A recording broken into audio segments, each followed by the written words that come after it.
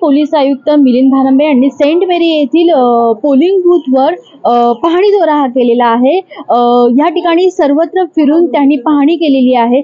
त्यांनी सांगितलेले आहे की 4000 पेक्षा जास्त पोलीस बंदोबस्तात हे तैनात आहेत। तसेच 800 होमगार्ड देखील पोलिसांच्या मदतीला आहे आणि नवी मुंबईमध्ये सर्वत्र सुरळीत मतदान हे पार पडताना दिसत आहे। 5व्या टप्प्यातील मतदान प्रक्रिया या ठिकाणी सुरू आहे आणि मोठ्या प्रमाणात नागरिक बाहेर पडून मतदान देखील करत आहे। आज ठाणे मतदारसंघाचे आपल्याकडे 2 एसीज आहेत, ऐरोली आणि बेलापूर।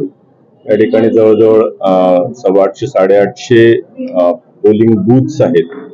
आपल्याकडे 10 पोलीस स्टेशन्स मध्ये याचं डिस्ट्रीब्युशन आहे आणि ह्यामध्ये जी महत्वाची बूथ्स आहेत त्या ठिकाणी गर्दी होते आहे। एका ठिकाणी 18 बूथ्स आहेत एका पोलिंग स्टेशन लोकेशनला।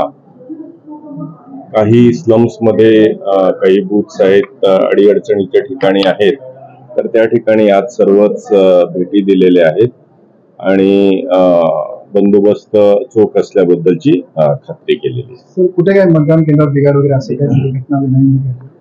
टेक्निकल काही अडचणी असू शकतात, पण अदरवाईज कुठेही लॉ अँड ऑर्डरचा कुठेही इश्यू आलेला दिसत नाहीये। ह्या संपूर्ण परिसरामध्ये आपण जवळजवळ 4000 पोलीस अधिकारी आणि कर्मचाऱ्यांचं डिप्लॉयमेंट केलेलं आहे। याशिवाय 800 होमगार्ड्स सुद्धा आपल्या मदतीला आहेत आणि 6 कंपन्या आर्म्ड पोलीसच्या, ज्याच्यामध्ये केरला, कर्नाटका, RPF आणि आपली SRPF अशा 6 कंपन्या सुद्धा आपण या ठिकाणी डिप्लॉय केलेल्या आहेत। व्हिडिओ जर्नलिस्ट राहुल कदमसह प्रिया जमानचा रिपोर्ट, नवी मुंबई।